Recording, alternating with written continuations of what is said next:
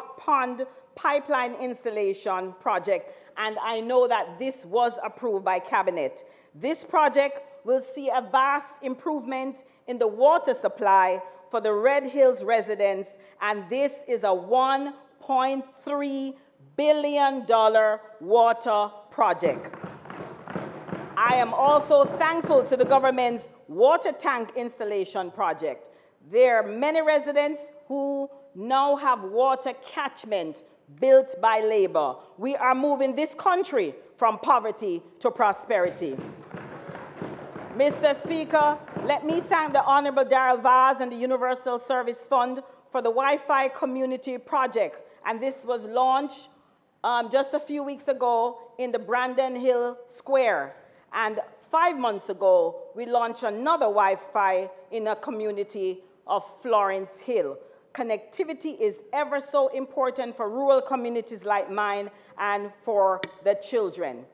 Mr. Speaker, education is important, and I want to thank Minister Favour Williams for her dedication. I can proudly say, Madam, that a school that was old, the building was so old, it was breaking apart in Essex Hall, is now boasting a brand new block with minor finishing touches left, which is tiling. Madam, I'm asking for your intervention to make sure that this gets done as soon as possible. I also wish to thank you for the $3 million granted for tuition and my CDF allocation of $5.5 million, totaling $8.5 million was spent to assist 100 students for higher education grants of $60,000 to $100,000 for tertiary education. We also did back-to-school treats and also vouchers. And this is how we move you from poverty to prosperity. Mr. Speaker, healthcare. This government is focused on improving your health and healthcare facilities. 5 minutes. Mr. Speaker, I'm asking for the members' time to be increased by 10 minutes. The request is on the floor. Those in favor? Aye. Those against? The ayes have it. You may continue. Thank you. Thank you, Mr. Speaker. Healthcare. This government is focused on improving your health and healthcare facilities. The Red Hills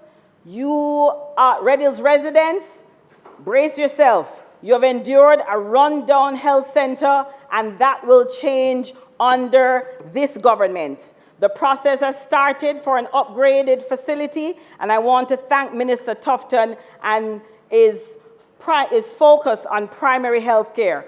Lawrence Tavern residents and persons close to Lawrence Tavern, I want to say to you that the Lawrence Tavern Health Center is still on track, and we will build that in over a 2-year period. Mr. Speaker, I chose politics to change laws so communities can be safer and flourish. We want to make sure our children are safe to walk and play in their communities. I was able to transform an area where old cars were being dumped. It is now a beautiful park where children can play and feel safe in the area of Florence Hill, this community. Thanks to the allocation from Minister Bartlett through the TPDCO and also my CDF, the children now have a space for play and entertainment. But I want to urge the young men in the Florence Hill area to do the right thing and stay away from crime. This quiet place is becoming a nightmare for residents. And I know that the police will be relentless to make sure that the violence stops in this community. And I want to urge residents in the community and across West Rural to make sure you tell the police what you know. Farm roads. Mr. Speaker, farming is a lifestyle in West Rural, especially Brandon Hill and Lawrence Tavern. I wish to highlight the upgraded farm roads and ones to come this financial year. Pleasant Spring in Lawrence Tavern is now being upgraded, and later this year, actually, I just got word yesterday that the Mount Olive Farm Road should start soon, and the Lime Edge in the Brandon Hill area will also be rehabilitated this financial year. After burial, we all receive a $3 million allocation grant for farmers who were impacted, and I want to thank Minister Green. Mr. Speaker, Minister Purnell Charles and State Minister Dunn continues to look after the welfare of the people. My constituents have benefited from poverty intervention funds and burial housing assistance. A number of disabled citizens, elderly, and single parents are especially grateful for the annual poverty intervention allocation. St. Andrew West Rural residents have also benefited from the government's policy of an assigned social worker for each MP. I am able to make interventions, and let me give you an example. There was a lady who was born without legs. She couldn't get on the program, and I was able to reach out to the social worker to visit this household. Mr. Speaker, she called me a few months ago to say that she was now placed on the PATH program. Mr. Speaker, I wish to thank the Honorable Nigel Clark for the pension program for 75 and older. There are a number of my constituents who benefited from this program. This is a government that truly cares for the most vulnerable. And I wish to take this time to thank Minister Clark for the new compensation restructuring program, taking us from over 300 salary scales to 16 salary scales. The PMP couldn't do that. There are so many Jamaicans who will now benefit years to come when they become pensionable. Contract workers, as we know, are now permanent employees. Allowances are now salary. We are moving you from poverty to prosperity. Mr. Speaker, housing. The Most Honorable Prime Minister embarked on a social housing program providing for over 286 houses so far. But I have to admit jealousy. Due to the hilly terrain and land slippage issue, most of my constituents are not able to qualify. And so, Mr. Speaker, I'm requesting that a solution is found for MPs like myself. Maybe a significant allocation can be made using the same criteria for needy residents who have unfinished, dilapidated structures to provide the necessary funding to see these homes finished. Mr. Speaker, I am grateful for the rains, but the 10 main roads in West Rural have suffered severe damages, and I wish to express a timely intervention through NAA, through Minister Morgan, with a patching program that will see many of the horrible areas reinstated. Lawrence Tavern Square, which was badly damaged, is now looking better. A program is in place for Lawrence Tavern to Cassava River, Tavern to Border, Rockhall to Parks Road, Golden Spring to Mount Pleasant, especially in the Mount Airy section. I will ask again that we look into a maintenance, bushing, and tree limbing program for rural communities. These overhanging bamboos damage the roadways by keeping the moisture in the asphalt and blocking the sunlight. These areas need constant repair. And so, Mr. Speaker, let me also place on record that the recommended 2 to 3 inches of asphalt overlay is usually not done. I call for stricter enforcement from NAA. The areas in St. Andrew West Rural where we see most of the deterioration are in Lawrence Tavern and Brandon Hill. And I would also like a dedicated twice per year bushing for those areas mentioned. I'm also grateful for the Spark program that will enhance many communities with brand new road surfaces, and we are looking forward to the start date. Mr. Speaker, they say one hand can't clap, and I wish to place on record to congratulate my 3 councillors. I see one in the stands today. Councillor Tasha Schwab, Councillor John Myers, Councillor Rowan Hall. The people of West Rural spoke firmly on February 3rd that time no come for we leave, and they will return myself and our dedicated Prime Minister when the next election is called. I wish to thank my constituency office assistant, my ministry office assistant, my drivers, my 2 CPOs, my West Rural management team, my fundraising team. Kudos to your support. My sweet, beautiful daughter, Zara, who was in the belly while I was campaigning in 2016, and of course, my husband, who has been unwavering support and strength through it all. I want to thank him. To my wonderful constituents, and some of them are here today, I love you all. Thanks to so many of you who call or WhatsApp just to say, keep going, MP. But I wish to name and call out, and I'm asking, Mr. Donaldson is not here. He's actually in Canada, flew out today. But I want to have Monica stand up from Kushney Road. Mr. Donaldson and Monica, these 2 constituents have called me every month for the last 8 years just to check on me. Thanks. Yes. Thank you.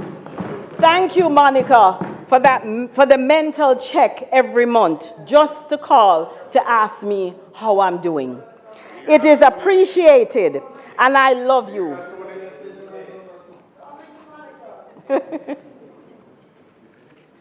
Mr. Speaker, the battle is on, and I'm ready. St. Andrew, West Rural is ready. We have a lot of work to do, and I will continue to lobby for the people, for this beautiful Jamaica land I love, and lobby to make sure that this government gets the 3rd term and move this country from poverty to prosperity. I thank you.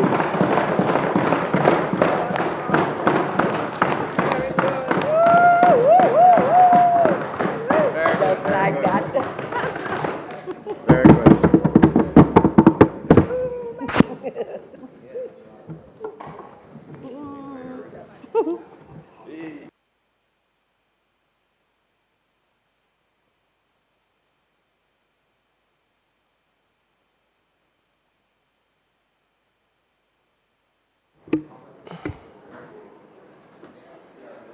House Leader.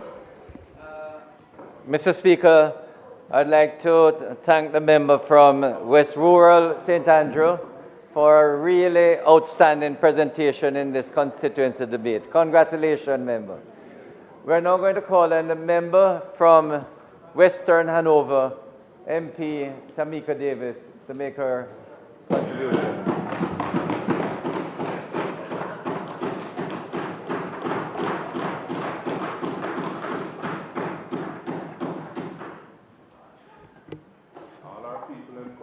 Member from Western Hanover.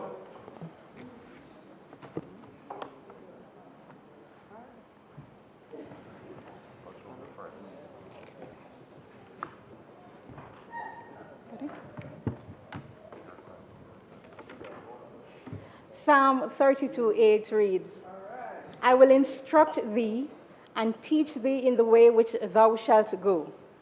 I will guide thee with mine eyes. Mr. Speaker, my life has been the living embodiment of that verse, as God has faithfully taken this little country girl from Middlesex to a place where I can help to transform the lives of persons in my constituency.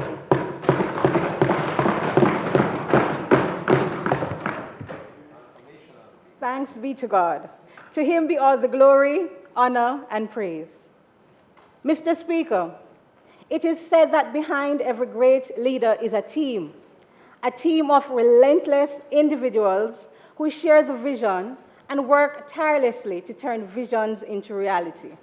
Now, I will take time out to honor those who have been instrumental not only on my journey to becoming a member of Parliament, but who continue to labor with me in the field in my bid to bring great and lasting change to the great constituency of Hanover Western. First, let me acknowledge my family. My mother, Hepsi Hopkins, who is a retired teacher. It is said of teachers that they are like candles in that they consume themselves to light the way for others. It was you, Mother, who first taught me what it means to live a life of service to others. Thank you.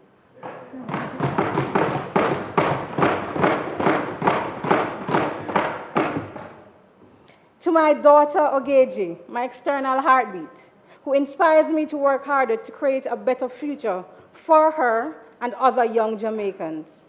I wish to extend gratitude to my extended family members who never hesitate to offer advice, encouragement, and much needed prayers.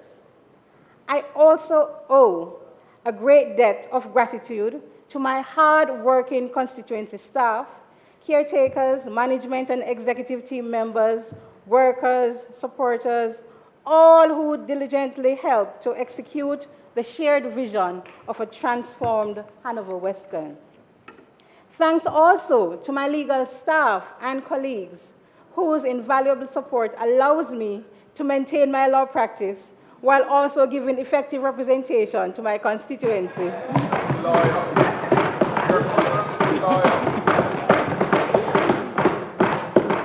To all my parliamentary colleagues, I recognize and appreciate you individually and collectively. I pause to acknowledge the support and guidance of the Honorable Prime Minister, Dr. Andrew Holness, the most industrious and visionary Prime Minister this side of the Western Hemisphere,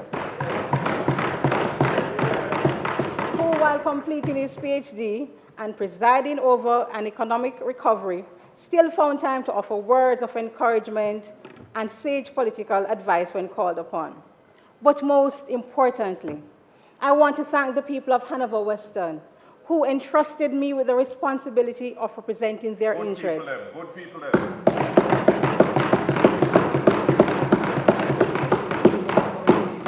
It is with a spirit of humility and a posture of determination that I reaffirm my commitment to you all to bring to life the vision of a future of shared prosperity for every man, woman, and child in the constituency.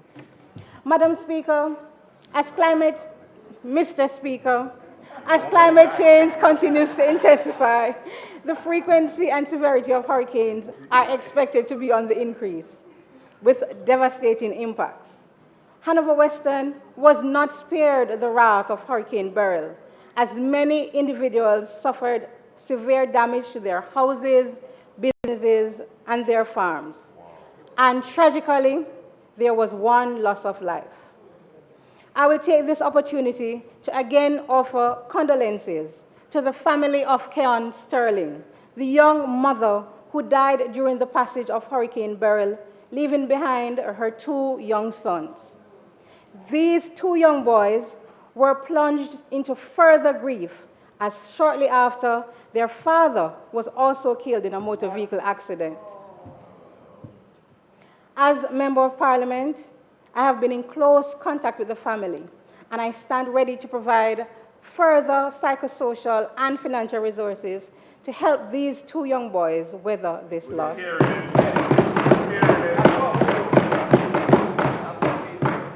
My team and I toured many of the affected communities in the days that followed in a bid to assess the damage and to reassure the citizens that help would be forthcoming. Swift help came in the form of a special post-burial allocation from the government, with which we were able to assist well over 70 families. An additional 300 persons received financial assistance in the form of checks, which were handed over by the Minister of Labour and Social Security. The ability of this Andrew Holness-led government to respond in such a timely manner is indicative of how important it is to have a strong economy that will enable a government to respond effectively to external shocks. Yes. The loss of a house can be a harrowing experience, and providing assistance to constituents whose houses were destroyed was therefore of paramount importance to me. And I will share two stories of how some persons who were left homeless received the much needed help. The first is that of Miss Isilda Carr from Blenheim, also called Miss Rona, who, after the passage of the hurricane, had to make a hut from pieces of zinc that she recovered. This structure was not even high enough to allow her room to stand, and actually required her to crawl to get inside when she needed. Today, Miss Rona is the proud owner of a lovely home, complete with a bathroom and kitchen and a yacht style. Miss Rona is here in the gallery.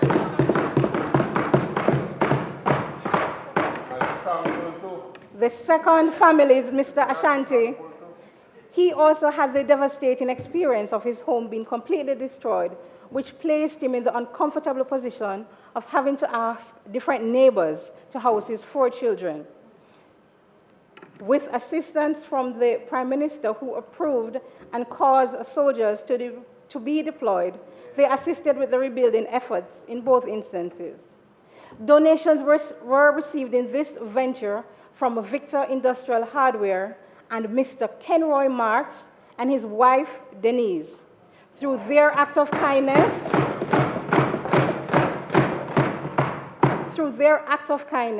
Mr. Campbell, his common-law spouse, Iona, and their children are now the owners of a 2-bedroom home, complete with a bathroom, kitchen, and a living area.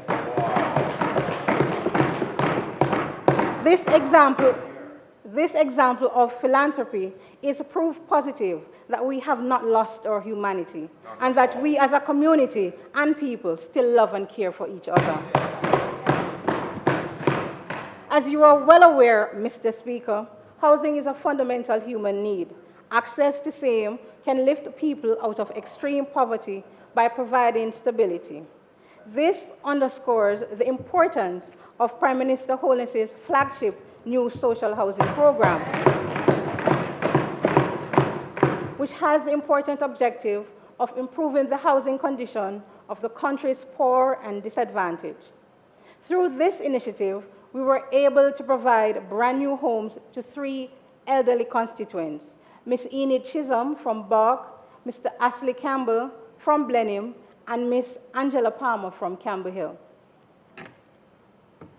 As you might recall, Mr. Speaker, Chambers Pen was the very first community to benefit from the Rural Development Program under the Ministry of Local Government and Community Development.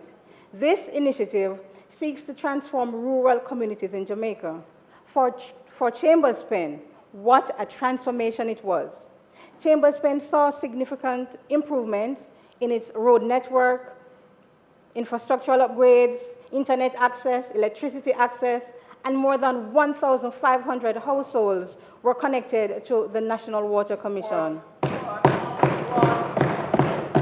And we are not done with Chambers Pen yet, as 2 indigent residents of the said community receive brand new homes.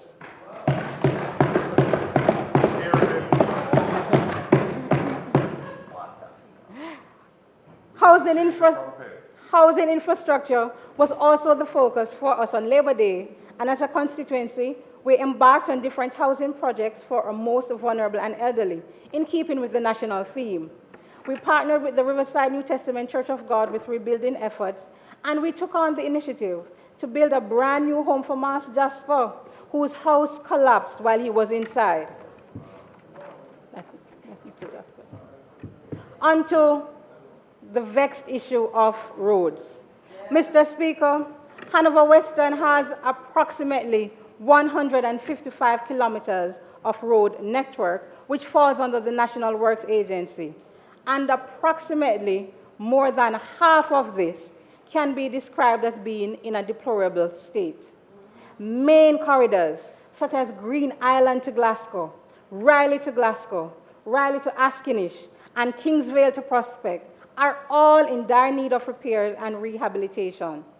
In my previous presentation, I made mention of the 40 million road rehabilitation project, which had targeted Raleigh to Askinish, Middlesex to Mount Carmel, and Dyers to Davis Cove. Even though this program was completed and it made life easier for motorists, much is left to be done, as funds allocated could only accomplish so much. But I want to highlight the Kew to Lucy corridor, mainly the seawall area. Anyone who has ever traveled to Lucy must pass through this corridor. The section of the roadway is approximately 400 meters in length and runs parallel to the sea. The town of Lucy is below sea level, and the lack of drainage causes the roadway to be flooded with water from time to time, causing potholes or huge craters, I'd say. These hazards cause not only a huge buildup of traffic within the township, but it causes hours of delays for motorists having to traverse the town heading to either Montego Bay or Negril. Serious and immediate consideration must be given to this area for long-term solutions, whether it be the use of boulders or whether it is incorporating cement as a way to fix this area. Yes. It is untenable that this important thoroughfare can remain in such a condition for such an extended period of time.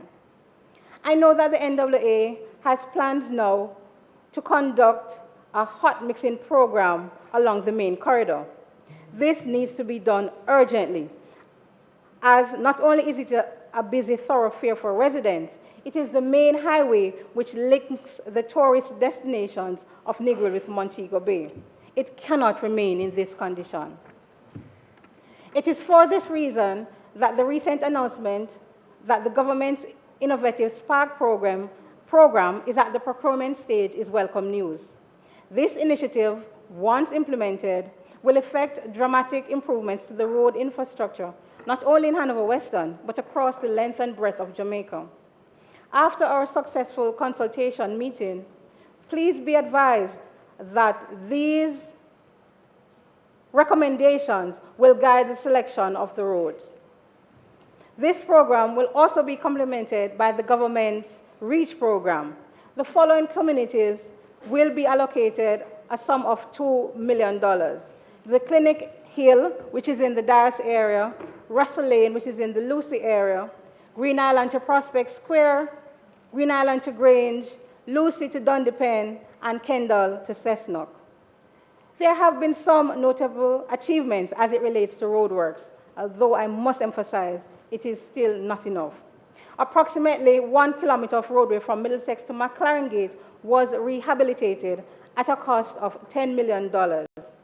1 kilometer of roadway was also done on the Raleigh to Bushmouth corridor at a cost of $16 million. The Dalmally Road was also rehabilitated, and patching was done through the CDF program on the Cave Valley, Mount Peace, and Kew roads. Mr. Speaker, as a fellow member of Parliament yourself, I am sure you are well acquainted with the sheer frustration of contending with the lengthy timeline of scoping of the works, to transmitting a contract document, to implementation of the roads in the constituency. I present this challenge to the Minister with responsibility for works, that he should strengthen and improve the implementation time and prevent the potential impact of rising project costs as well. For years, students and other pedestrians who traverse the road from the Hanover Parish Library to the... Yes. House Leader. Mr. Speaker, I ask that the member's time be extended by further 10 minutes to allow her to complete her presentation. The request is on the floor that the speaker time be extended. Those in favor? Aye. Those against, the ayes have it. Madam Speaker, you may continue. Presenter. Right. Thank you, Mr. Speaker and colleagues. Urban renewal and development. For years, students and other pedestrians who traverse the road from the Hanover Parish Library to the town of Lucy often have to contend with the narrow roads and lot of vehicular traffic.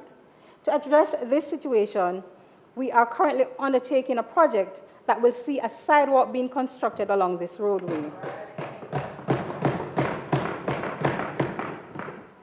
Further beautification of the town will come in the removal of zinc fence along the main road leading into the town of Lucy. Sports. Sports can be an important tool for community development in that constituents of all backgrounds and ages can, through the shared experience of cheering, playing, and participating, can foster a sense of belonging and pride in the community. This can help to break down social barriers, build stronger connections, and have groups interact that may not otherwise do so. It was therefore my immense pleasure to launch a constituency football league. Thanks to an allocation from the Minister of Culture, Sports and Entertainment. The matches were well supported, and Bachelor's Hall overcame stiff competition to be eventually crowned the inaugural winners. I also did not hesitate when asked to assist with the sponsorship of the Hanover Football Association as well as the Hanover Cricket Association. As a result, we have also partnered with TPDCO through our Spruce Up Jamaica allocation to create a multi-purpose court at Lord's Playfield, which will include galvanized chain link fencing, paved with asphalt tennis court mix, and sporting equipment for netball, basketball, and volleyball. I continue to devise strategies that foster social cohesion and the holistic development of our constituents. Mr. Speaker, it was Benjamin Franklin who said that an investment in knowledge pays the best interest. The almost $5 million which we provided in tertiary tuition assistance to students is not only an investment in these individuals, but to the society at large. Because it has often been said, he who opens a school door closes a prison. Other educational assistance includes the dispersal of more than 700 back-to-school vouchers and the hosting of back-to-school fairs where students receive bags, pens, pencils, and all the relevant gear for their back-to-school term. Mr. Speaker, this year saw the third staging of the Hanover Western Pep Award ceremony, which awards prizes to the top boy and top girl for every primary and prep school in the constituency. I must offer my thanks and appreciation to the Grand Palladium Hotel for partnering with us to host this prestigious event once again, which fosters friendly competition while celebrating educational excellence. Thanks also to my parliamentary colleague from Central Manchester, who put the icing on a great evening. Mr. Speaker, we have also launched an educational memorial grant in honor of one of our dedicated supporters, Ms. Arlene Campbell, who sadly departed this life in 2023. The scholarship each year will be given to a student of the Riverside Primary School, her alma mater.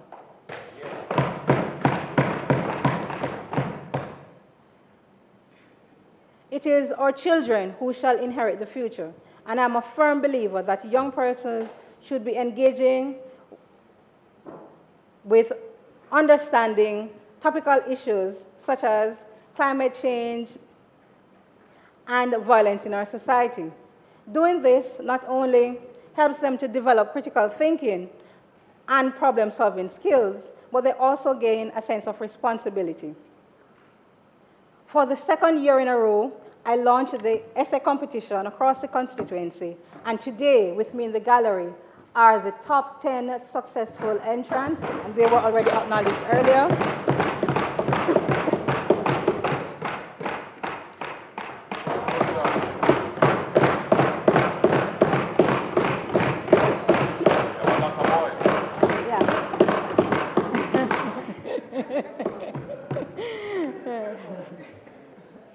I must also thank the Minister Vaz, whose ministry donated some of the top prizes.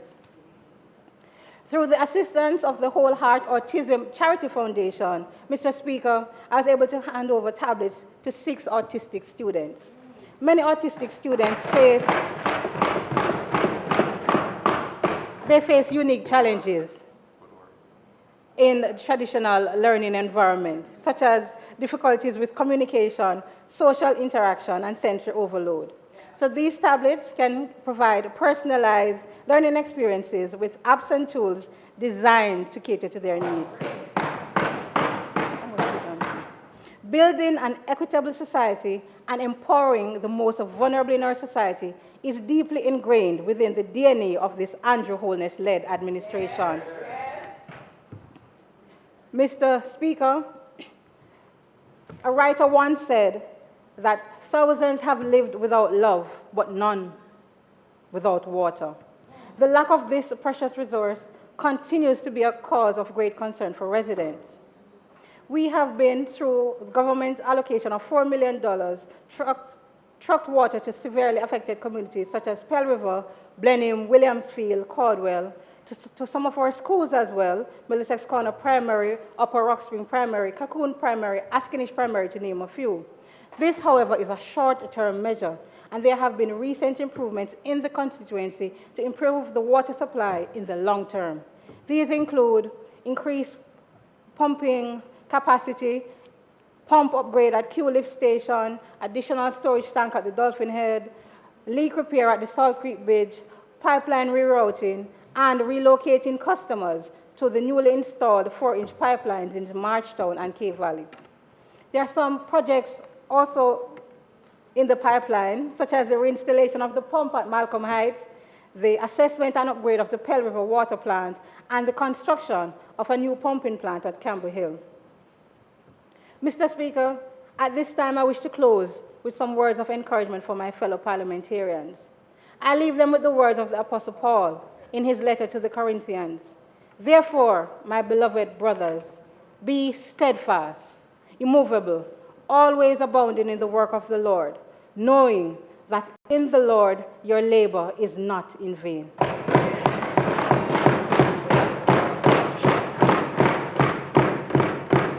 May the Lord strengthen the hands of every member of this honorable house and grant us the moral courage to act correctly, even in the smallest of decisions, so that our collective efforts will help bring about a future of prosperity for every resident of this God-blessed island called Jamaica. I thank you.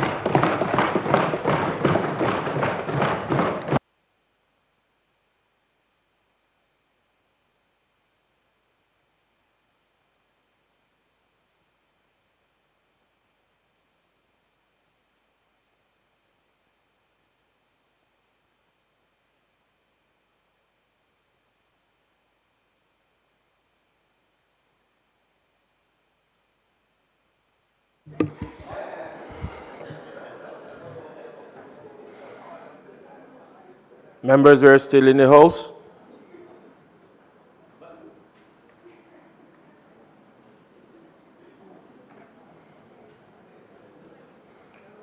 House Leader?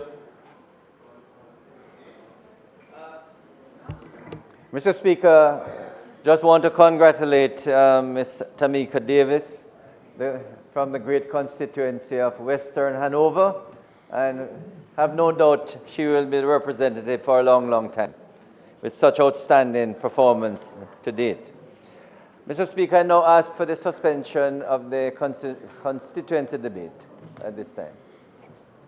The request is that we move for the suspension of the constituency debate. Those in favor? Those against? The ayes have it. House Leader. Could you go back to the agenda, Mr. Speaker? The request is that we now recommit to the agenda as is. Those in favor? Aye. Those against? The ayes have it. Announcement.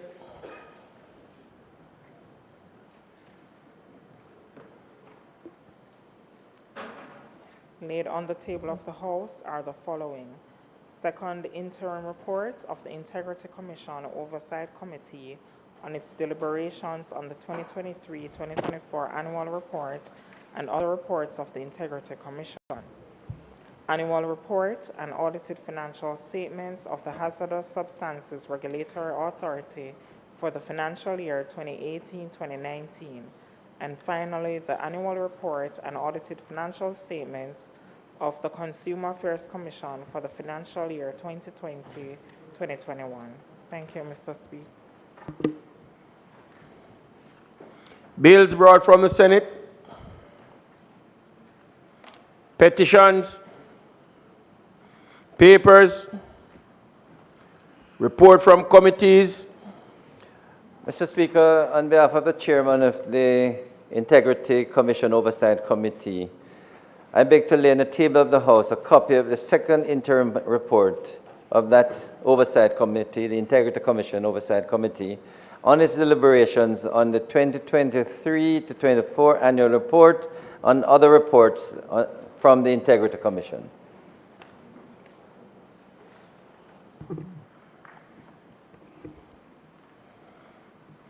Notices of motion given orally. Questions and answers. Sorry. Mr. Speaker, I beg to give notice that at the next meeting of the House, I will move, be it resolved that the second interim report of the Integrity Commission Oversight Committee on its deliberations on the 2023-24 annual report and other reports on the Integrity Commission, which was laid on the table of the House on the 16th day of October 2024, be adopted. Notice of motion. Sorry, Mr. Speaker. I further beg to give notice that at a later stage today, I will move for the suspension of the standing orders to enable me to take this motion.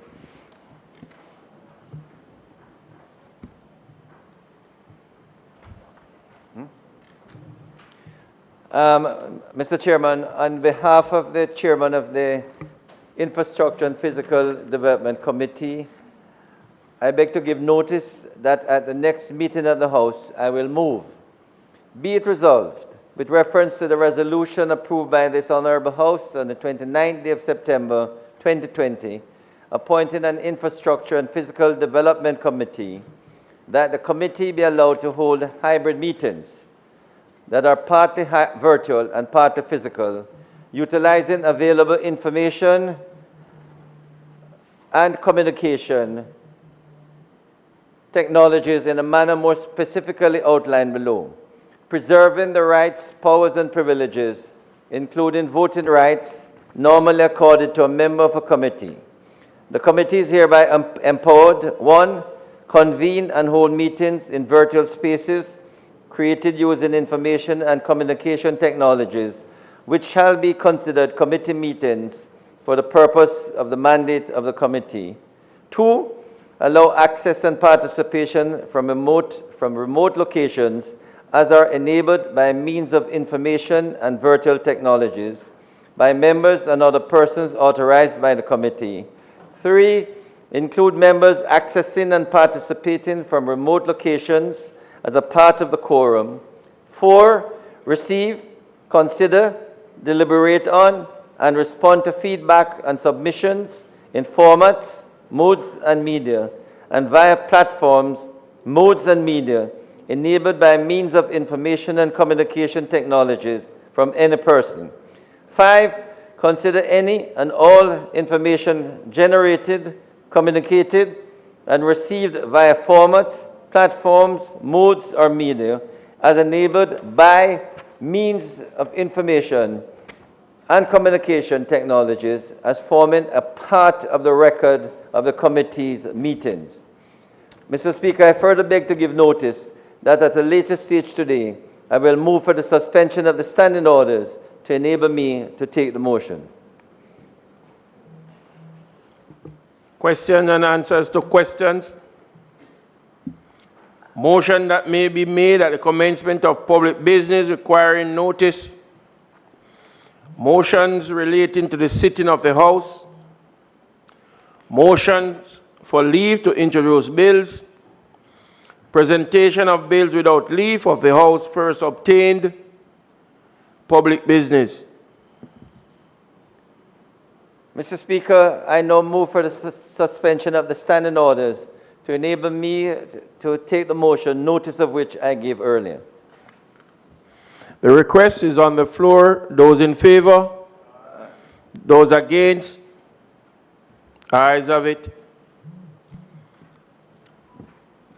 Mr. Speaker, this is in relation to the Integrity Commission Oversight Committee report, and I would ask that the motion be approved.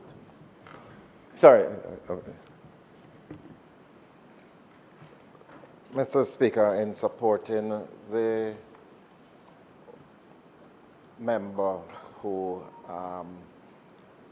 table and is in charge of this motion, I just want to make an important correction that should have been done yesterday at the Standing Finance Committee, because we did receive a copy of the report from the Integrity Commission, this year's report 2022-23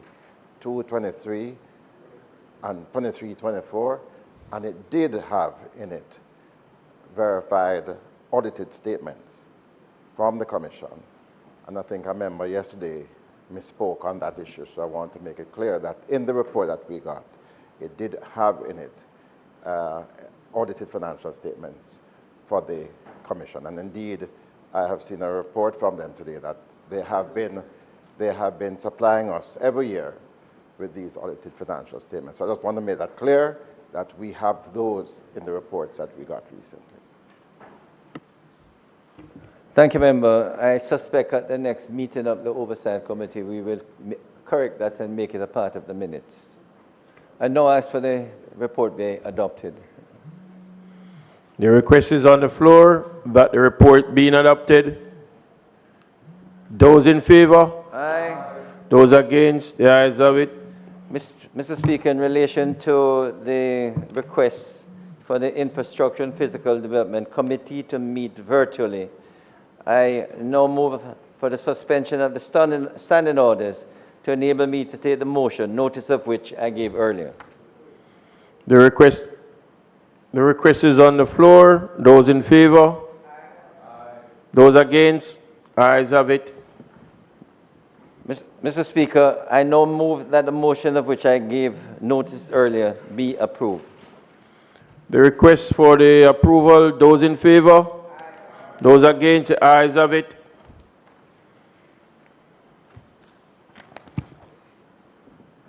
Mr. Speaker, the matters remaining, there are two pieces of legislation to be dealt with by Minister Clark. I suspect he'll be here in another minute. I understand he's in his vehicle coming up.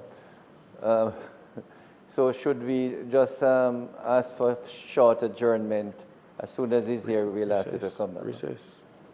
He's coming down. A recess.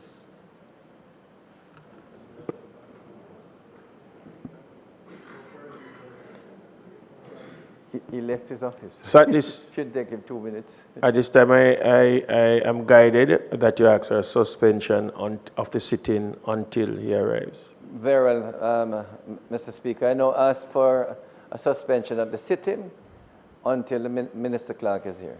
The request is on the floor for a suspension of the sitting of the House of Parliament at this time. Those in favor? Aye. Those against? The ayes have it. We'll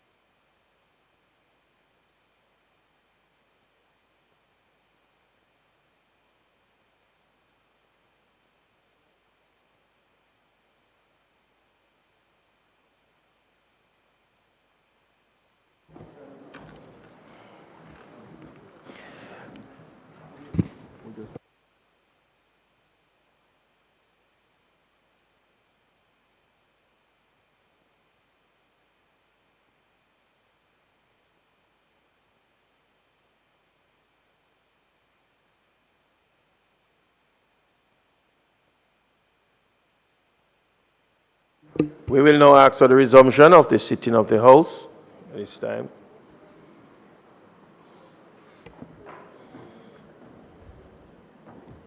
Mr. Speaker, the Minister Clerk will now move the legislation before us.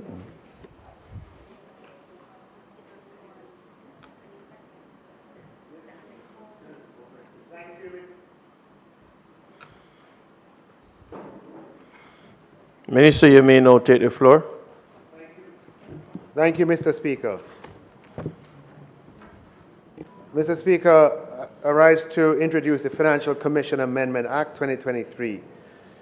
Mr. Speaker, the financial crisis experienced by Jamaica in the 1990s, the collapse of CL Financial in Trinidad, the recent global economic crisis in 2007, all of these have highlighted the significant risks that financial groups can pose to the growth and stability of both global and local economies. These crises expose situations in which regulatory and supervisory regimes did not fully identify or mitigate the risks and the potentially adverse systemic impact associated with complex group structures. Due to their economic reach across sectors and jurisdictions, financial groups present huge challenges for supervisory oversight. In order to rectify these regulatory deficiencies, the Joint Forum, comprising of representatives from the Basel Committee on Banking Supervision, the International Organization of Securities Commission, and the International Association of Insurance Supervisors, jointly published for the first time Principles for the Supervision of Financial Conglomerates in 2012. Additionally, international regulatory bodies such as the IAIS, International Association of Insurance and Supervisors, recommended that regulators establish group-wide supervisory framework.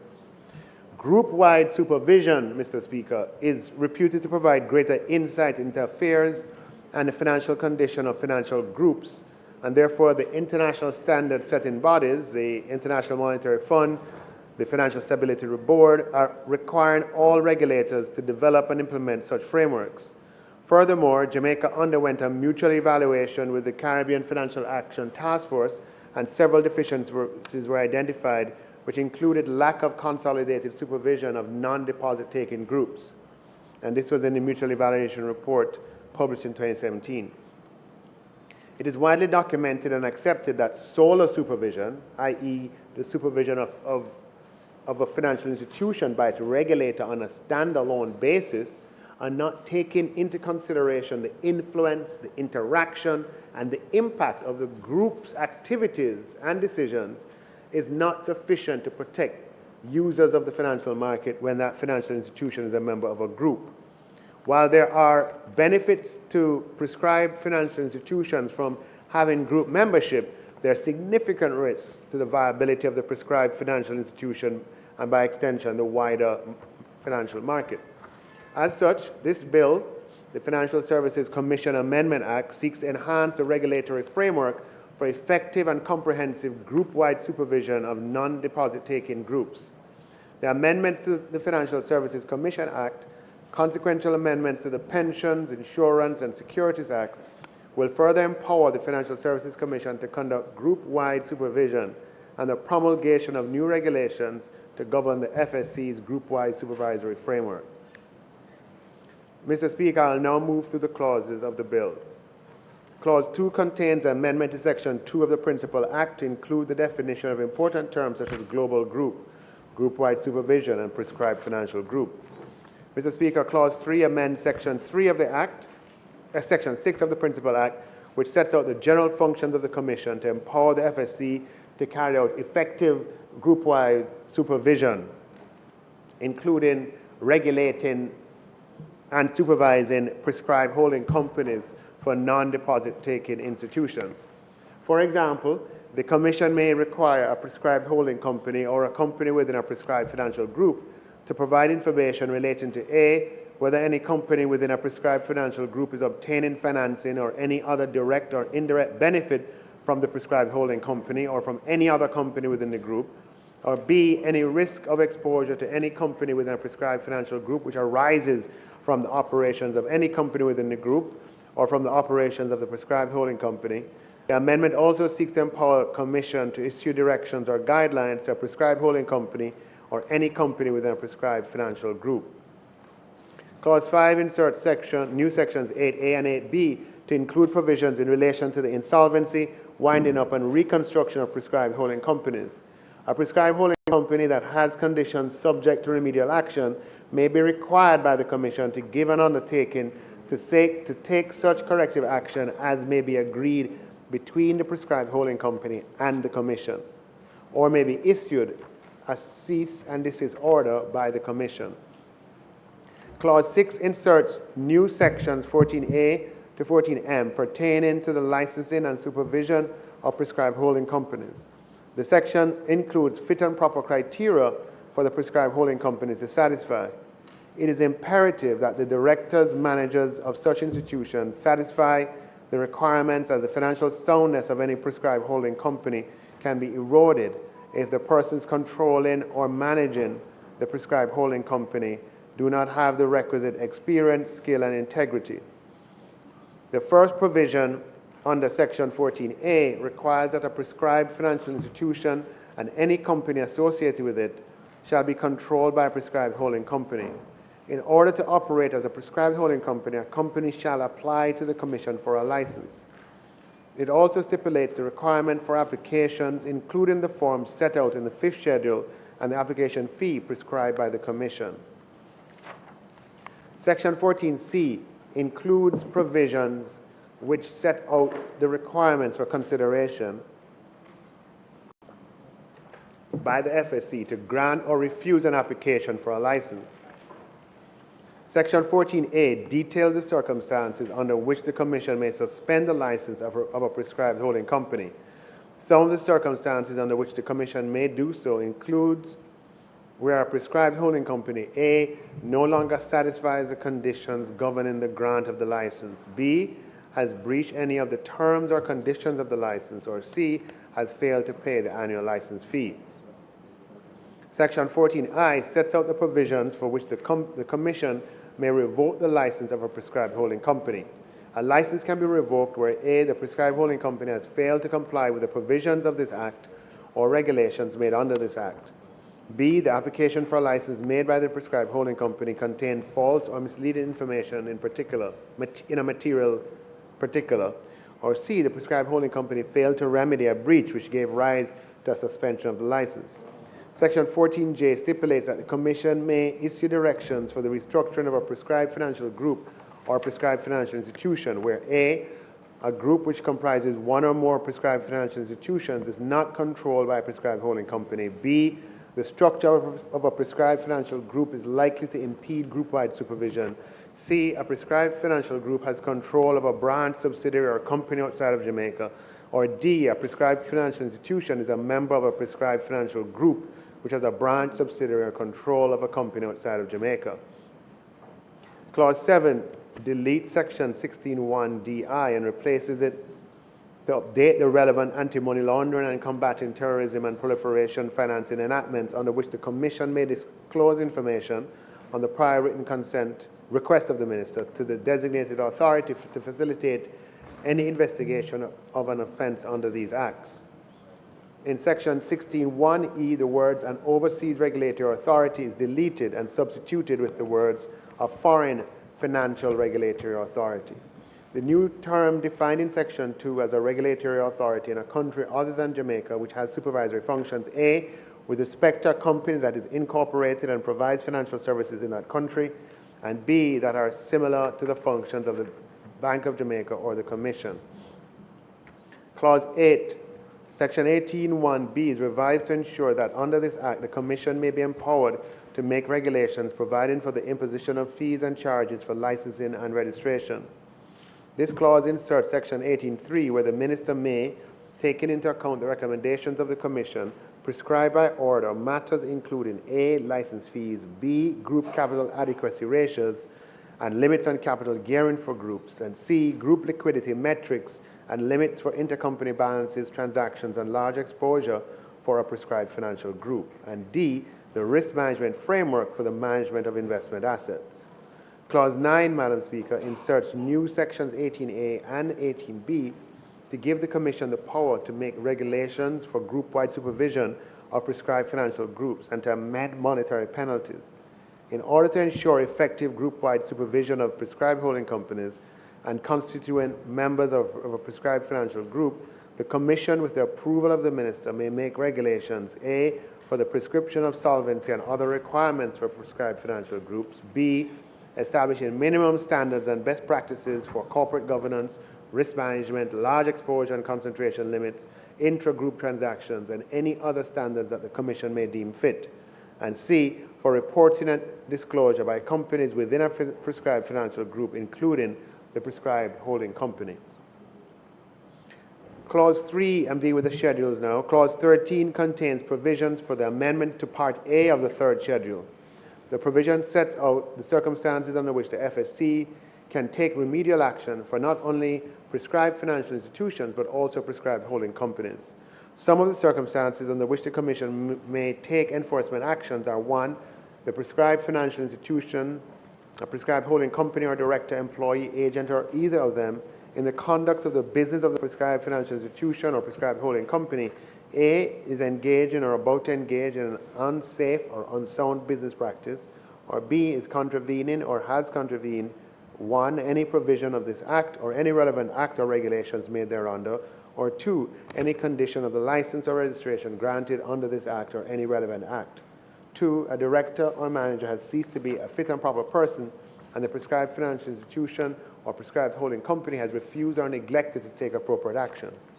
Clause 14 sets out the amendment to the fourth schedule to include fixed penalties for offenses relating to prescribed holding companies. Clause 15 includes the insertion of new 5th, 6th, 7th, and 8th schedules. The 5th schedule contains the application form for prescribed holding company. The 6th schedule contains the prescribed documents which are required to accompany an application for a license, for example, a strategic business plan. And the 7th schedule contains the form of license or certificate of a license for a prescribed holding company. The 8th schedule contains fit and proper questionnaire. Mr. Speaker, consequential amendments were also made to the sector legislation to strengthen the regulatory framework for effective and comprehensive group-wide supervision of non-deposit taking groups. These included consequential amendments to the Pension, Superannuation Funds and Retirement Schemes, Insurance and Securities Act. Mr. Speaker, the promulgation of the Financial Services Commission Amendment Act 2023 will allow Jamaica to have another regulatory tool to enhance financial sector stability and offer a greater level of protection for financial consumers by establishing group-wide supervisory framework for non-deposit taking groups. Mr. Speaker, I now invite members of this Honourable House to support the passage of the Financial Services Commission Amendment Act 2023 and consequential amendments to the Pensions, Superannuation Funds and Retirement Schemes Act, as well as Insurance and Securities Act. Mr. Speaker, I ask that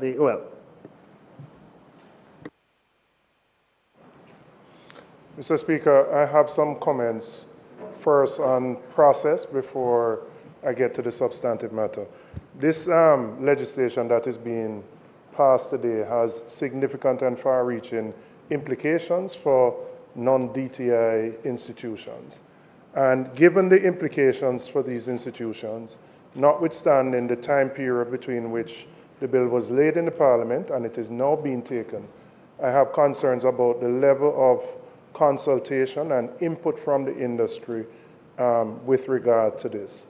So my first question, Minister, to what extent have the concerns that have been expressed by industry players been incorporated into amendments that I'm asking whether there are any amendments to the current bill, or is this the same bill that would have been tabled many months ago that we're seeking to pass? Secondly, I would have preferred for a bill of this nature, given its far-reaching implications, to go before a joint select committee to provide an opportunity for the industry players and other stakeholders to provide their feedback, because, as I said, it is going to fundamentally alter the way the non-DTI institutions operate within the financial services industry. So from a process perspective, as I said, while there's been a lengthy hiatus between the tabling and now the taking, the consultation that I believe was necessary has not taken place. And so we are going to pass, I'm not saying no consultation has taken place, because I know there has been, but the concerns of industry players, I don't believe has been fully incorporated into this. So I'd start there from a process perspective. I understand the desire to get it through, but in ensuring that our stakeholders are brought on board, I think it's important that their input is there. For example, I'll just give one example. Is there a transitionary period in the bill, or does the bill take effect immediately after it is passed here, goes to the Senate, and then to the Governor General? Because if that is so, it would immediately put these institutions in breach of the law. And I just use that as one example. So the process concerns me, Mr. Speaker, and I would ask the Minister if he could address those concerns.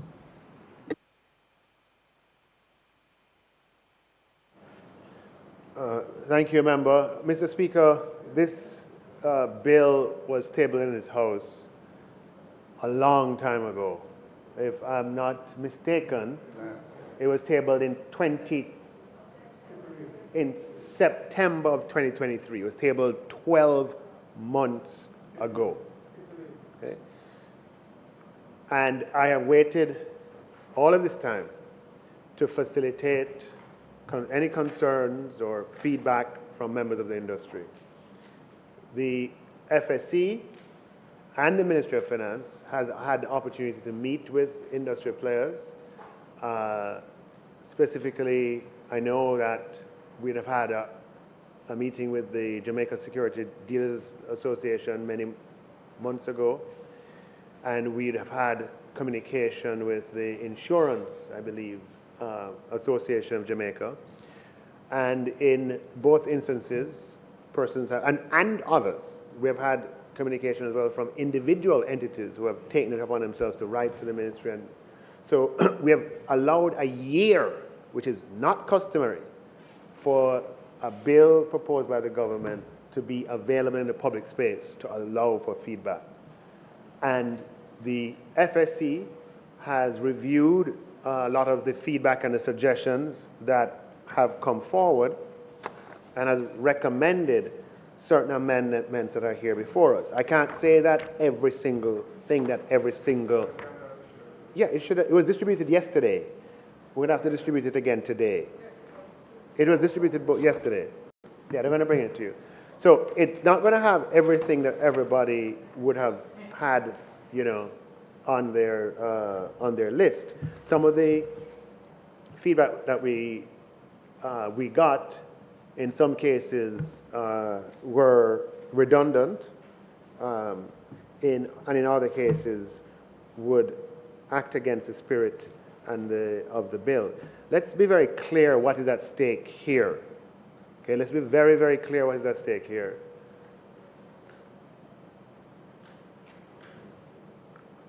I think Jamaica now understands for sure that when we talk about financial sector regulation, it's not about the owners, directors, or executives.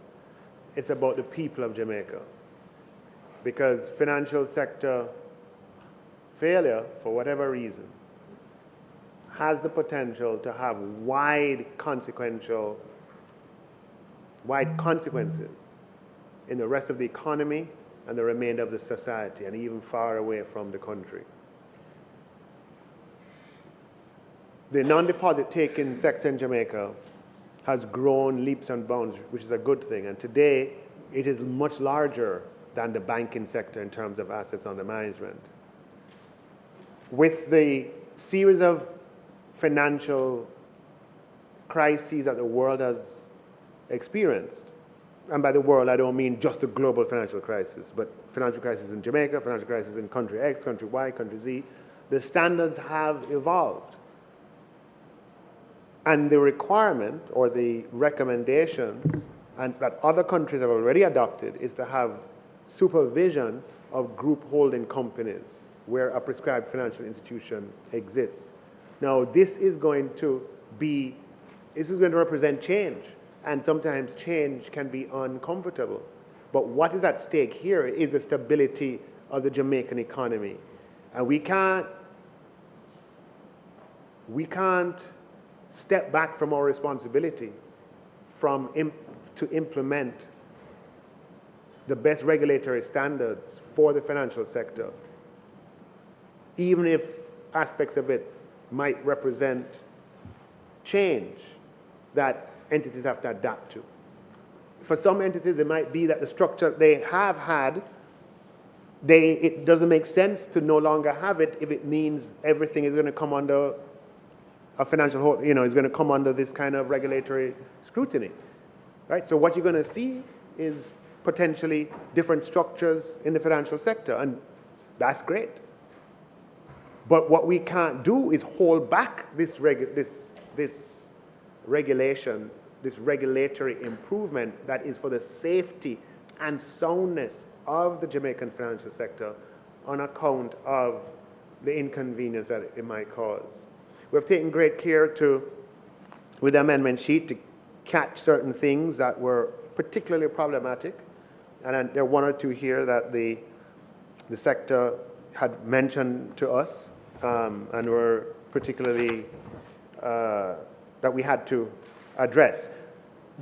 Some of the amendments are in the bill, itself, right? So is that the bill here today is not the same bill.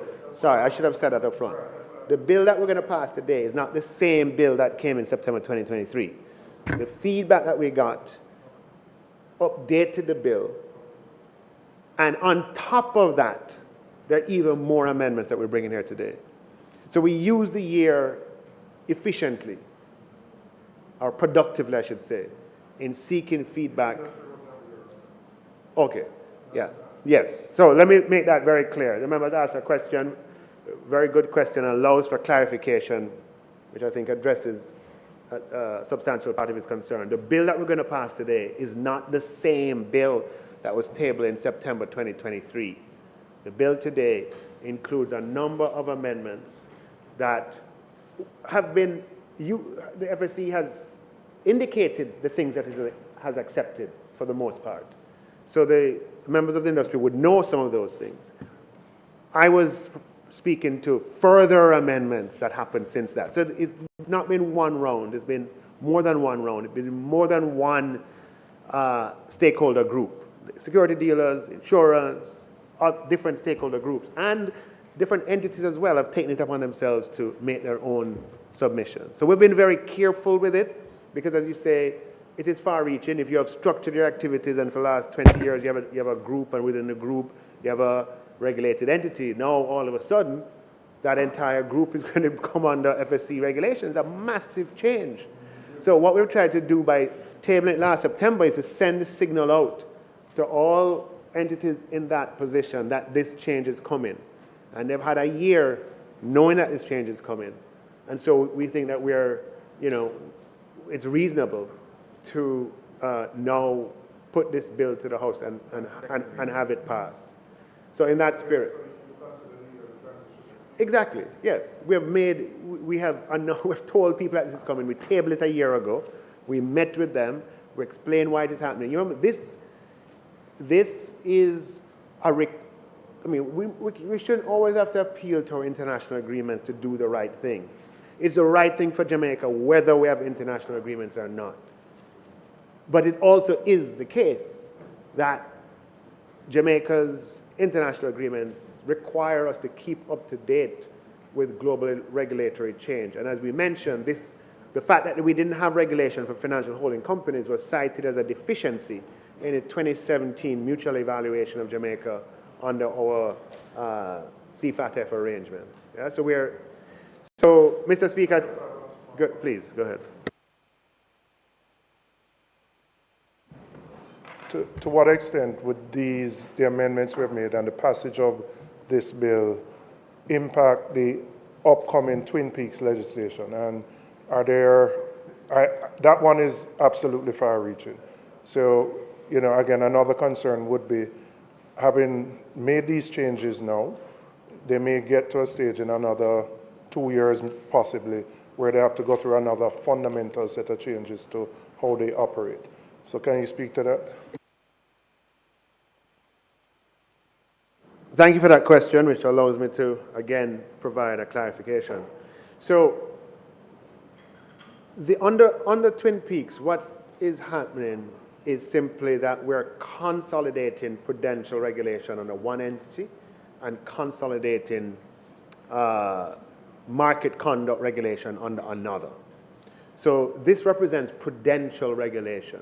And what we're saying is that not only should a prescribed entity be regulated, but the holding company of the prescribed entity has to also be regulated.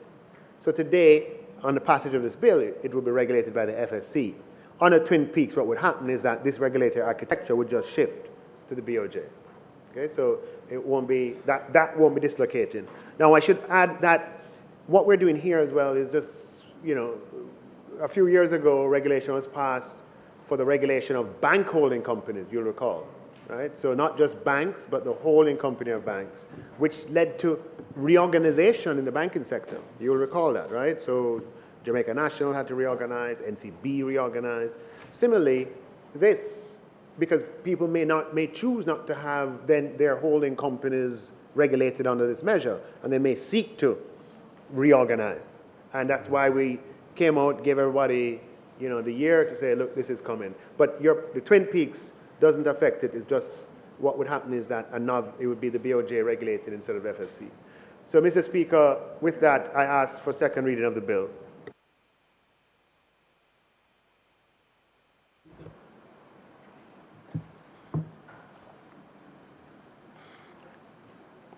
The question is that this bill be accepted.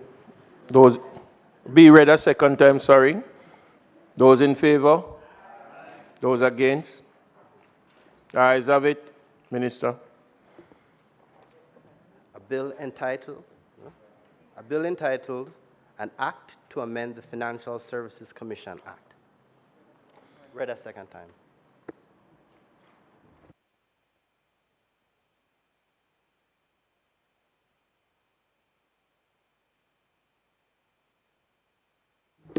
We now resolve into a committee, sessional committee of the whole House to take the bill clause by clause.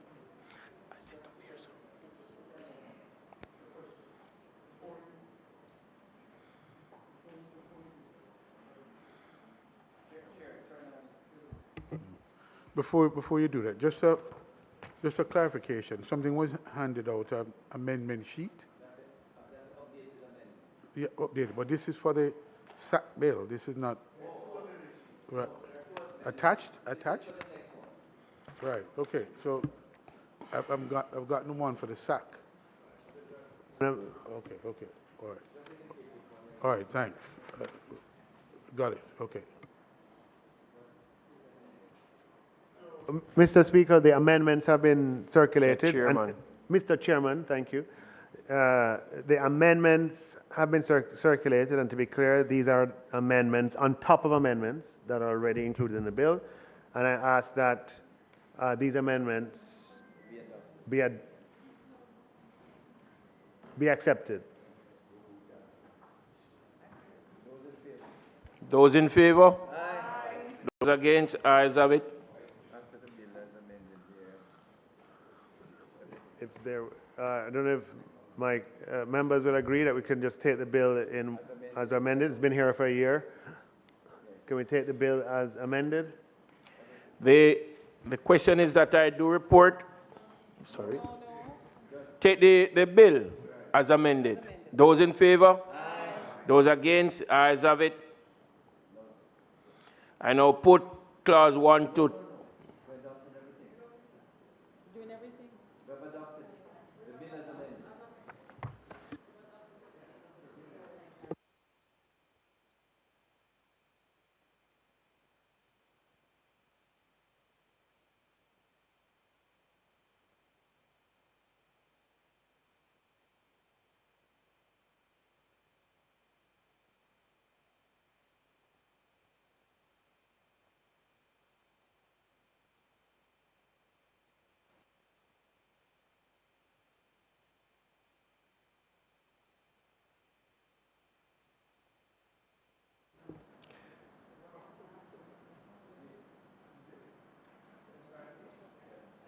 I put clause 1 to 20 and the title and acting clauses.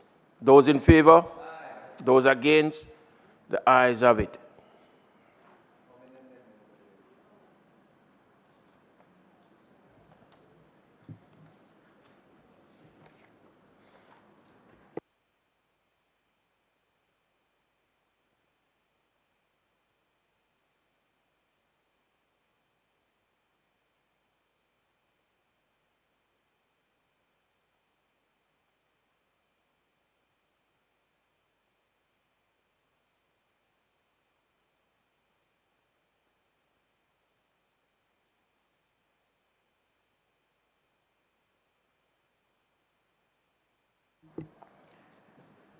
The question is that I do report the bill as having passed committee stage with 5 amendments. Those in favor? Aye. Those against? The ayes have it.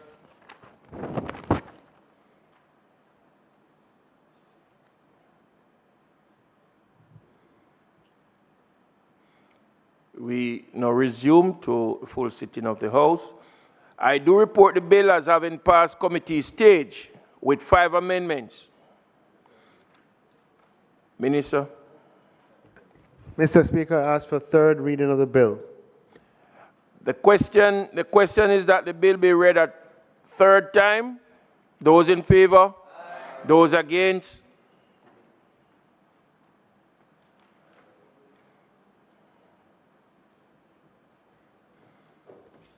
A bill entitled An Act to Amend the Financial Services Commission Act read a third time and passed.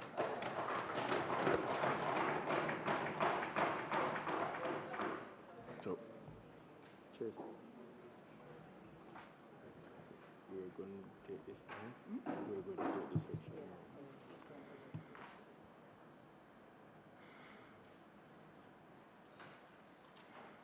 Minister.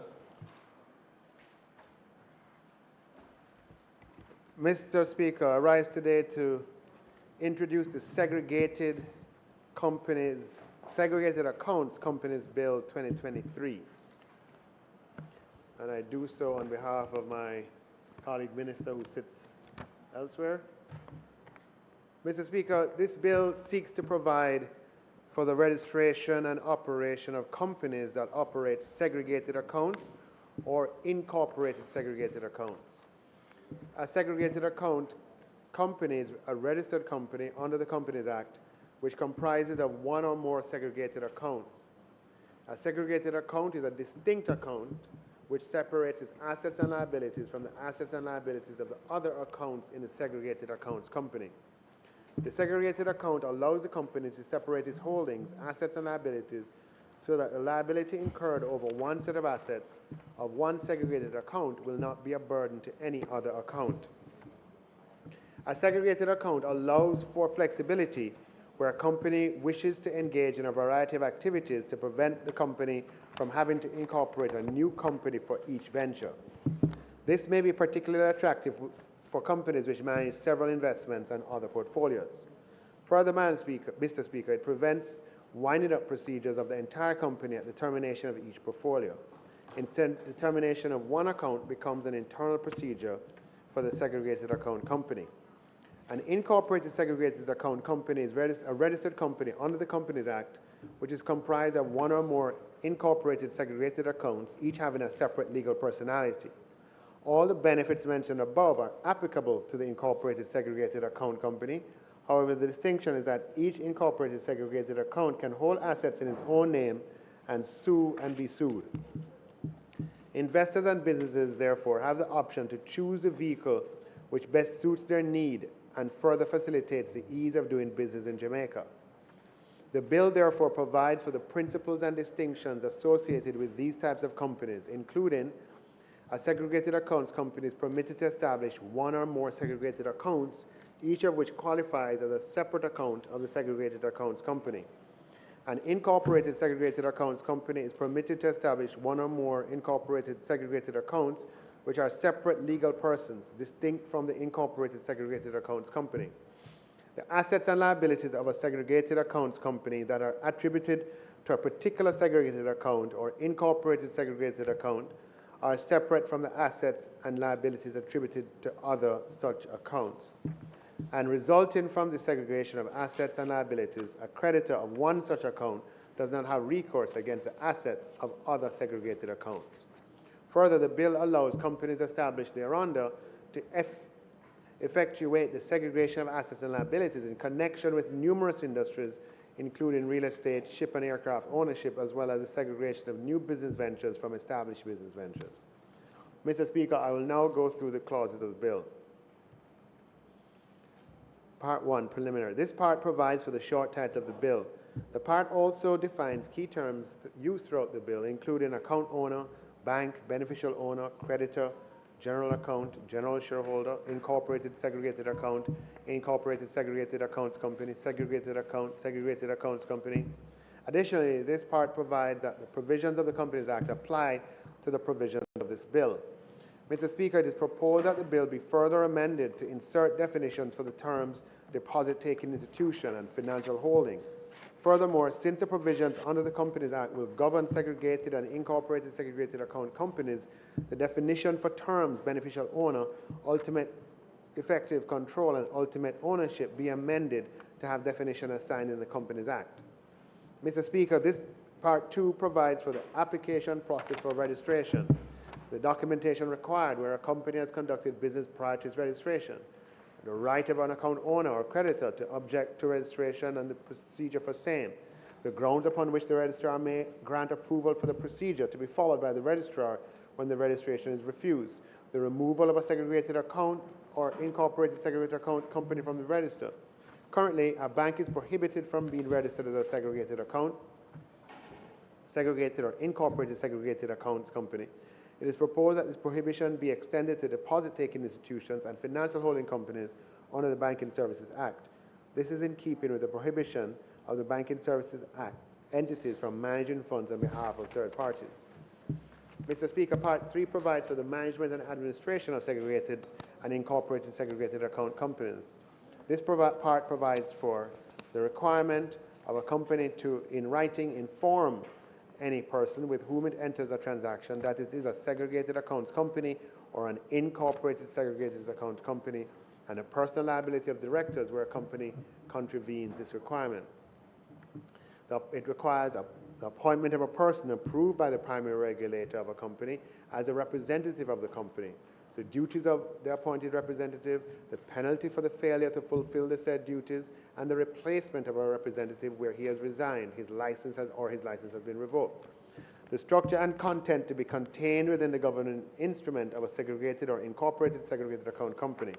The apportionment of asset and liability among two or more segregated accounts, incorporated accounts, and the general account. It also deals with the creation and issuance of securities in one or more classes by a segregated or incorporated segregated account company, the treatment of dividends and distributions and repurchases and the reduction of capital, the payment of dividends or the making of distributions in respect of securities of any class linked to a segregated account, and the reduction of capital, the circumstances under which segregated accounts or incorporated segregated accounts companies may reduce its share capital, application to court for confirming order where a segregated or incorporated segregated accounts company passes a resolution approving a reduction in share capital, applications to the registrar for such approval, procedure for the registrar to register the order of reduction, the contributory's liability to pay debts of creditors of altered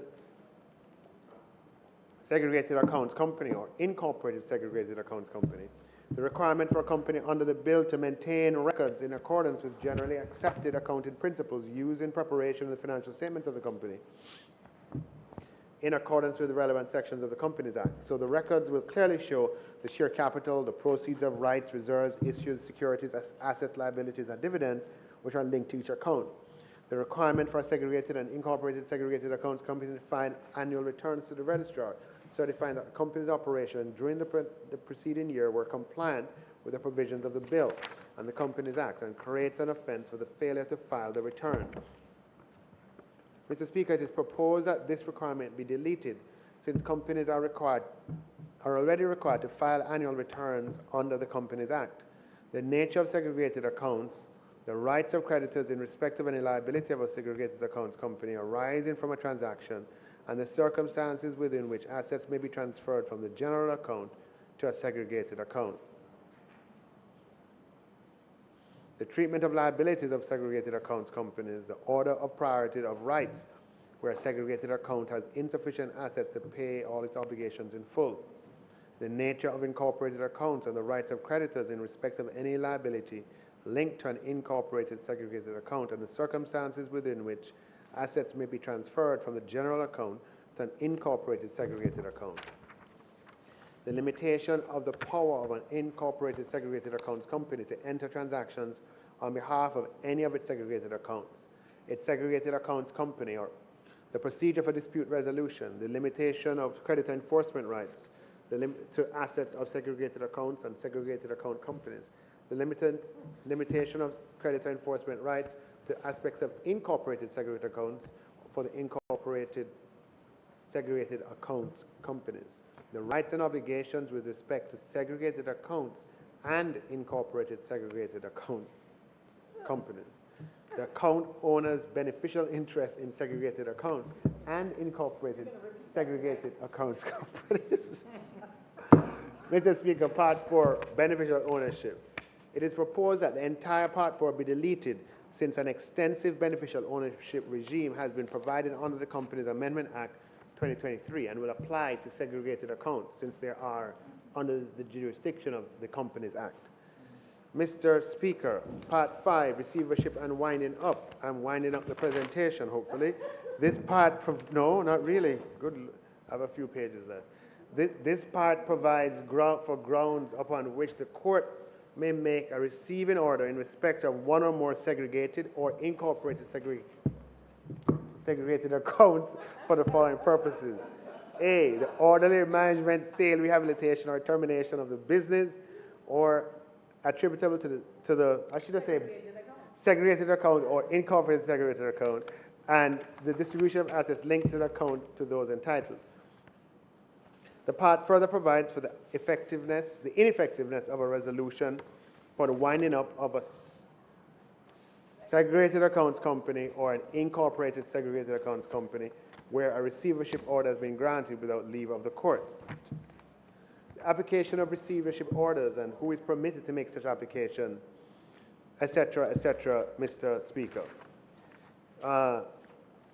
Part 6, general. This part provides for the following: the general regulations making power of the minister subject to negative resolution, the prohibition on the filing of any suit or action against the registrar or insolvency, supervisor of insolvency, or any person acting on their behalf in respect of anything done in their official capacity in good faith without negligence, the indemnification of the registrar or supervisor of insolvency from being required to prosecute, defend, or take part in any proceedings outside the jurisdiction of the court, and a savings law clause to permit the rules of common law and equity applicable to companies as applicable to segregated account companies and incorporated segregated account companies governed by or formed under this bill.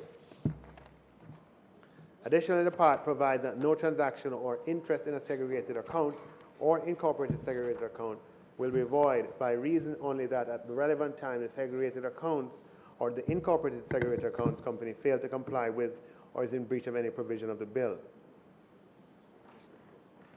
The first schedule, Mr. Speaker, specifies applicable penalties for offences under this bill. It is proposed that paragraphs 3 and 4, which provide for the failure to file annual returns or failure to keep a beneficial ownership register, be deleted in light of other amendments proposed. Second schedule, offences in respect of which liability to conviction may be discharged by way of fixed penalty. This schedule specifies the offences in respect of which liability to conviction may be discharged by payment of a fixed penalty. It is proposed that paragraphs 3 and 4, which provide for the failure to file annual returns and the failure to keep beneficial ownership register, be deleted in light of other amendments proposed. The third schedule sets out the applicable fees payable to the registrar for, among other things, application to object to registration of segregated accounts company. I'm just going to, for here on, Mr. Speaker, segregated accounts means segregated accounts company or incorporated segregated accounts company. So this third schedule among other things, sets out how you application to object to registration of segregated accounts, application to register segregated accounts, request to remove a segregated account, filing particulars of company representatives. It is proposed that paragraph 10, which provides for the fee to file annual returns, be deleted in light of other amendments proposed. Mr. Speaker, the Memorandum of Objects and Reasons stipulates the key objectives for the bill. In concluding, I now invite members of this Honourable House to support the passage of the Segregated Accounts Companies Bill 2023 and its amendments. Mr. Speaker, Mr. Speaker, this bill has been long in coming. The JISTV, the Jamaica Financial, huh? This was something being discussed for quite some time because in other jurisdictions, Barbados and other jurisdictions, this ease of doing business is available to investors, and it indeed provides an improved environment and creates options in investors as to how best to structure their businesses and to narrow their liabilities to particular areas and to particular portfolio of assets. And it is something that we support fully. I think it will improve the environment for doing business, the ease of doing business, and create in investors, as I've said, the opportunity to focus. And where you have companies, existing companies, rather than separating or winding up different businesses or addressing questions of liabilities, it allows for persons to invest, create the segregated accounts, and where it is a new company is to form an incorporated segregated accounts company to manage their affairs in that way. There was this suggestion and the discussion at one point about what professionals would be allowed to carry out these business under the various pieces of, well, under the segregated accounts, whether it's incorporated or not. There was a suggestion that you'd have to be a trust professional to be able to do that. I think this has been reconsidered, or has it been reconsidered? Is it still limited to the professionals, or who are the persons who can, under this amended bill for legislation, who can conduct business with these accounts? Accepting that these are new areas, but not only that, but they pose risks in terms of the specificity and the particularities of operating these accounts. But I'd be concerned if it is very constrained and not being allowed to have different persons once they're familiar with and can prove their qualification, rather than to be extremely restricted to just one class. My experience with where we create exclusivity is that they drive up cost, and they tend to stall business. The speed at which you're able to carry out business is limited, and therefore I'd be concerned if it is that constrained or restricted.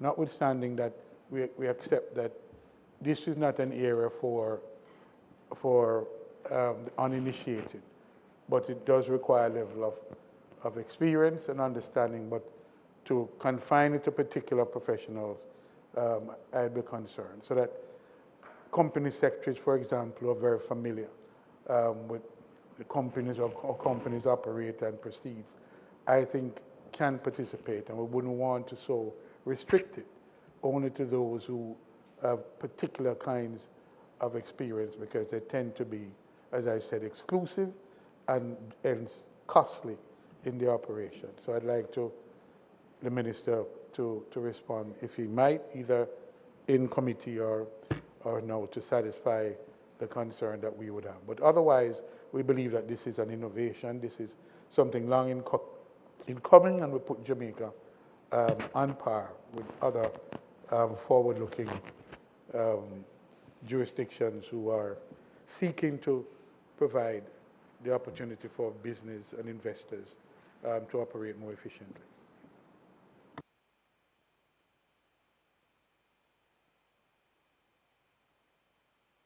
Mr. Speaker, I heard comments and then one substantive question. There are no restrictions on who can propose to be the owner of a segregated account or segregated account company. Who can form one? Yeah, no restrictions.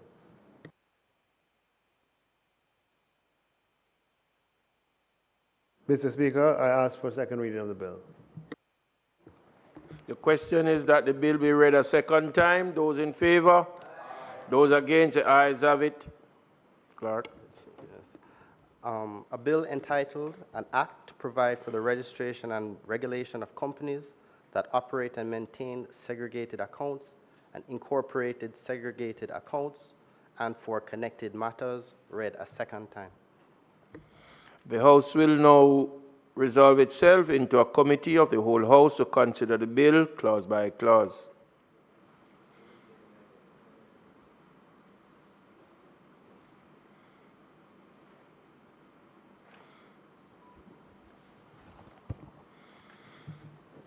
All right.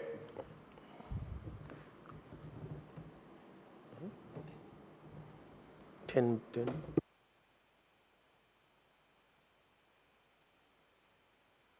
I now put clause 1 to 59. Mr. Chairman, there's an amendment sheet that's been tabled, and I ask that the amendments be accepted. The request is on the floor. Those in favor?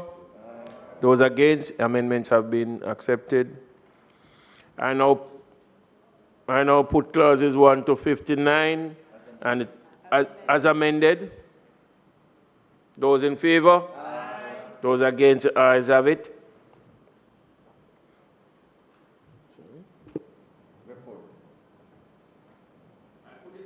I put the title and enacting clauses.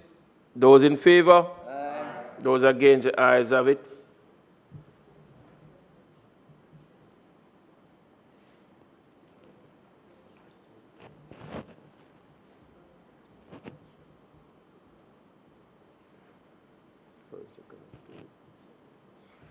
The first, second, and third schedule has to be put in one. Those in favor? Those against? Ayes have it.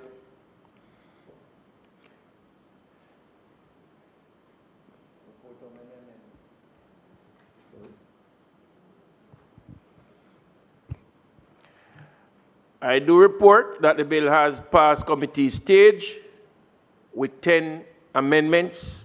Those in favor? The ayes have it. We will now resume to full sitting of the House. I do report the bill as having passed committee stage with 10 amendments. Those in favor? Those against? Minister. Mr. Speaker, I ask for third reading of the bill. You have to stand at this time. Oh. Mr. Honorable Speaker, sir, I request third reading of the bill. The question is that the bill be read a third time. Those in favor? Those against? A bill entitled An Act to Provide for the Registration and Regulation of Companies that Operate and Maintain Segregated Accounts and Incorporated Segregated Accounts and for Connected Matters, read a third time and passed.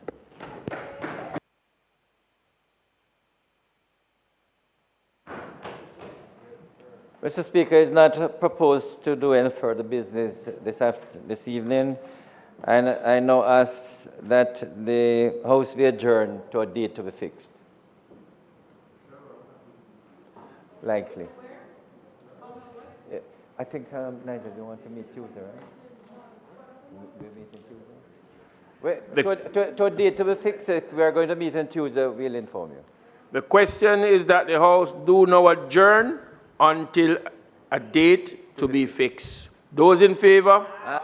Those against? Ayes have it. This House now stand adjourned.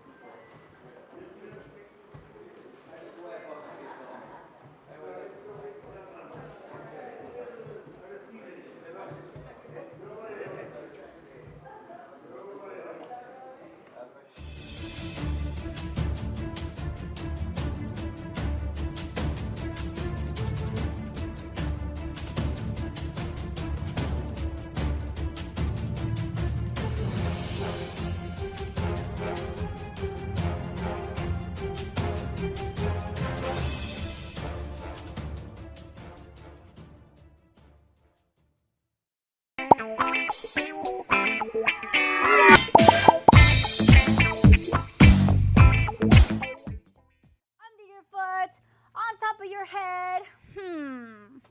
Let's see. There's a green. There's a green too. There's a green too. All right, guys, if you're green,